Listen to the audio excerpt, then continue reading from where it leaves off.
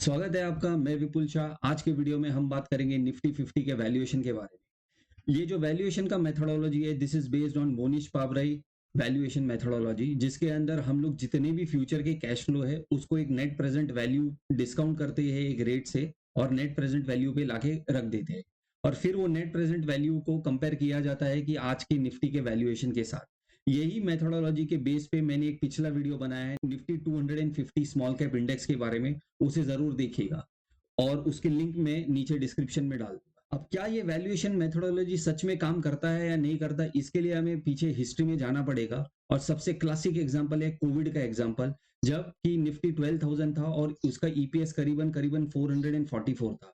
वही चीज मैं प्लग करके आपको दिखाता हूँ एक एक्सेल में कि मोनिश पाबराई कैलकुलेशन के हिसाब से हम चले, जितने भी फ्यूचर के कैश फ्लो है उसको गिन ले 10 साल के और वो फ्यूचर के कैश फ्लो को डिस्काउंट करे एक रेट से और आज के वैल्यूएशन पे अगर हम लोग देखें तो एक फेयर वैल्यू क्या बनता है और सच में क्या निफ्टी वो वैल्यूएशन पे आया था या नहीं आया था कोविड क्रैश के टाइम।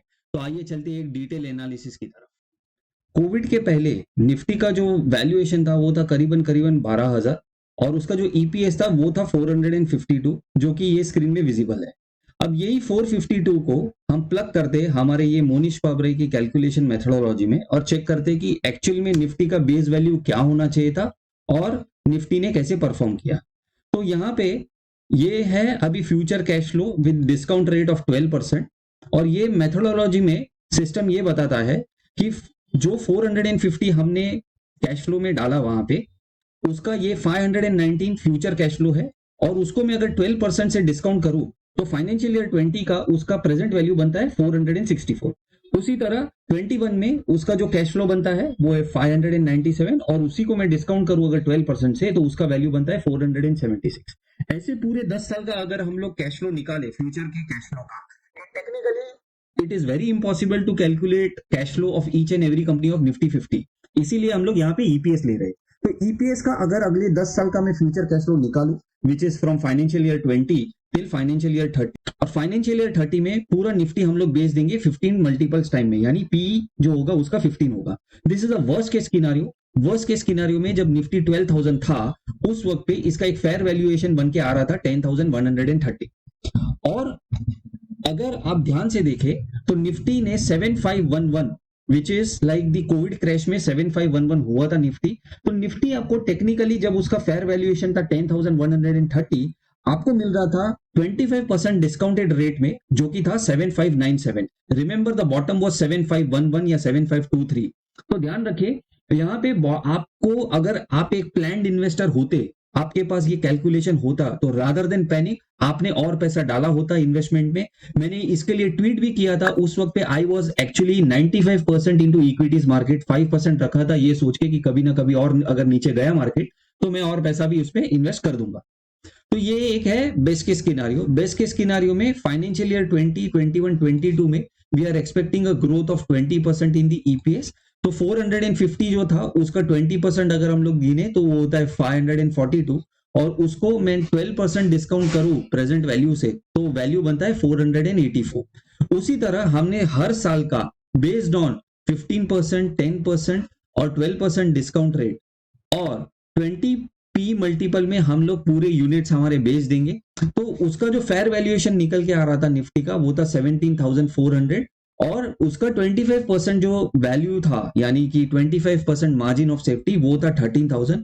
एंड बिलीव मी उस वक्त पे ये एक वाइज डिसीजन नहीं होता मार्केट में इन्वेस्ट करने के लिए, क्योंकि even after a best case scenario Nifty उस वक्त पे 12,000 था और 13,000 that too with margin of safety के बेसिस पे आपको जो सीएजीआर मिल रहा था वो था 3.81%।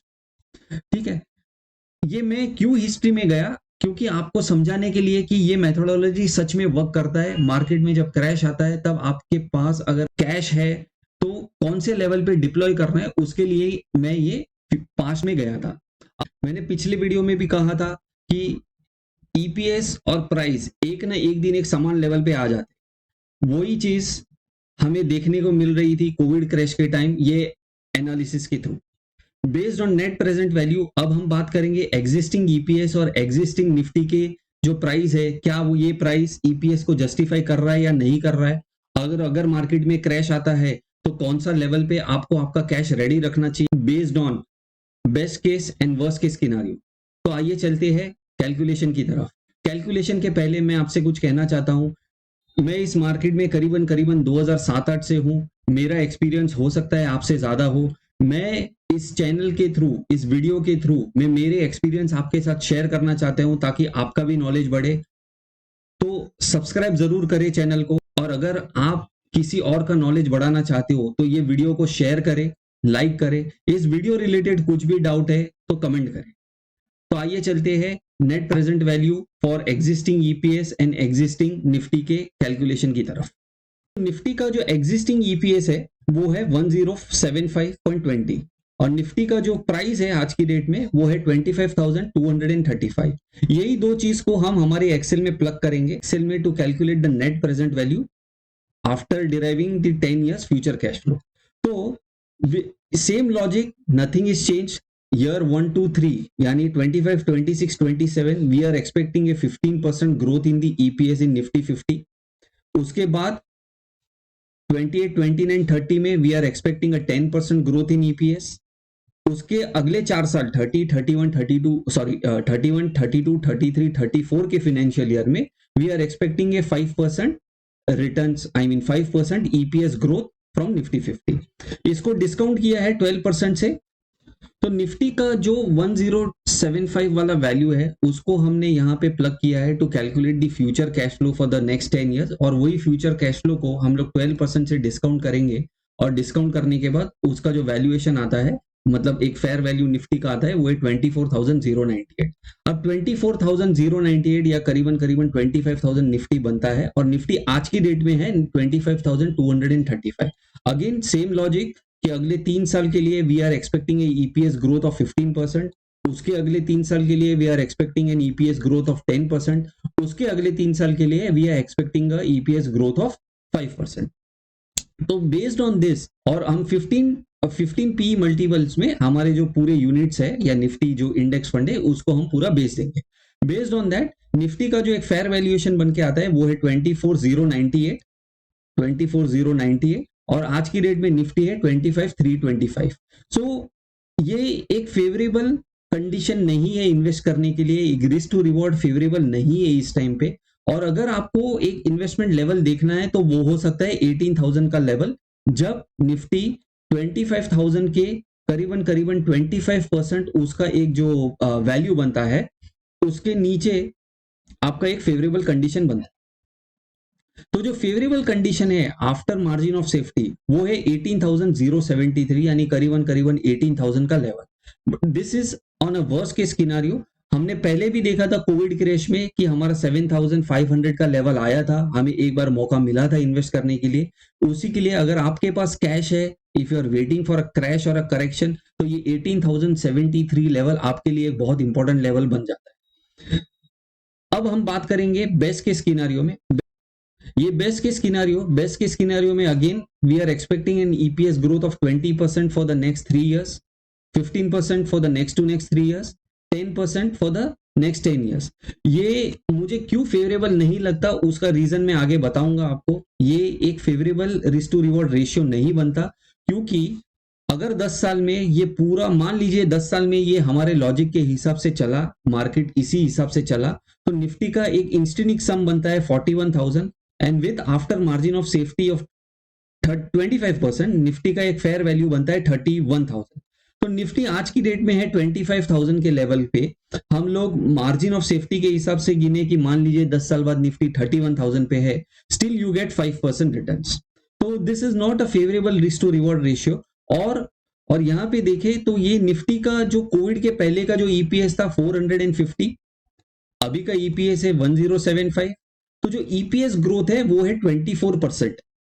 और कोविड के टाइम जो फेयर वैल्यूएशन था निफ्टी का 10,000, जो कि उसके नीचे चले गया था मार्केट, और आज की डेट में वैल्यूएशन है 25,000। तो निफ्टी का जो आज की डेट में जो सीएजीआर है वो है 25.74, और ईपीएस का ग्रोथ है 24, यानी ईपीएस लास्ट 4 साल में 24% से बढ़ा है। And it is highly impossible कि ये निफ्टी का ईपीएस कंटिन्यूस बेसिस पे 20% से बढ़े अगले 3 साल के लिए, फिर 15 साल के लिए। ऐसा बहुत कम कंपनी है इंडिया में, जैसे एक एचडीएफसी बैंक है, उसका ईपीएस ग्रोथ हमेशा 20% से बढ़ा है।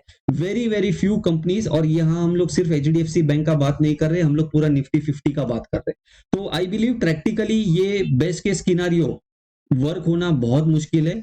You should stick to the worst case scenario. तो वर्स्ट केस सिनेरियो का जो वैल्यू है वो है 18,000, बेस्ट केस सिनेरियो का जो वैल्यू है वो है 31,000। बट आई बिलीव 31,000 आना मुश्किल है, क्योंकि ईपीएस ग्रोथ ऑलरेडी 25% इनकॉर्पोरेट हो चुका है। और अगर आप ध्यान से ये वैल्यू को देखें, तो मैंने पहले भी कहा था ईपीएस और प्राइस एक ना एक दिन समान लेवल पे आता है, और वो ये लेवल है। ईपीएस ग्रोथ हुआ है 24% और प्राइस का ग्रोथ हुआ है 25%। दोस्तों, आपके पास निफ्टी का एग्जिस्टिंग लेवल है। निफ्टी का जो वैल्यूएशन मैंने बताया आपको 18,000 का जो लेवल है वो है 25% margin. After 25% margin of safety, risk to reward बहुत ही फेवरेबल हो जाता है। अगर निफ्टी 18,000 के आसपास आता है तो बिलीव मी, उस वक्त पे rather than panic, since you are plan now, आपको पैसा इन्वेस्ट करना चाहिए। उस वक्त पे मौके पे चौका मारना चाहिए। याद रखिए, सबसे बड़ा पैसा बेयर मार्केट में बनता है। बेयर मार्केट में जो चीज आप लेके बैठ जाते हो, बुल रन में वही पैसा आपको बनाता है। Thank you. और अभी तक आपने इस चैनल को सब्सक्राइब नहीं किया तो सब्सक्राइब करें, शेयर करें, लाइक करें। इस वीडियो रिलेटेड कुछ भी डाउट है तो मैं वापस रिपीट कर रहा हूं, कमेंट करें।